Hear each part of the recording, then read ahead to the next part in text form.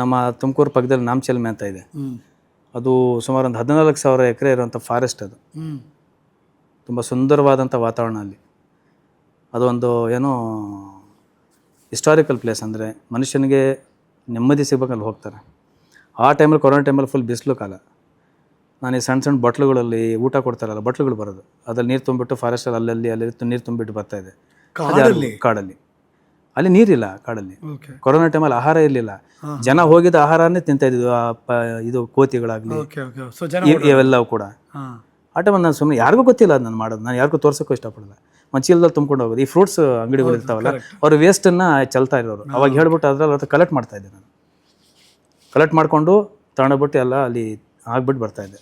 ಈಗ ನೀವು ಒಬ್ಬರೇ ಇದ್ರೆ ನಿಮ್ಮ ಜೊತೆ ಒಂದು ಟೀಮ್ ಥರ ಏನಾದ್ರು ಇದೆ? ಇಲ್ಲ ಸರ್, ನಾನೊಬ್ಬನೇ. ನನ್ನ ಜೊತೆ ಯಾರೂ ಇರೋದು ಇಲ್ಲ. ಒಂದಿನ ಮಾಡ್ಬೋದು, 2 ದಿನ ಮಾಡ್ಬೋದು, 3ನೇ ದಿವಸಕ್ಕೆ ಕರೆಕ್ಟ್ ಆಗಲ್ಲ, ಹೋಗ್ಬಿಡ್ತಾರೆ.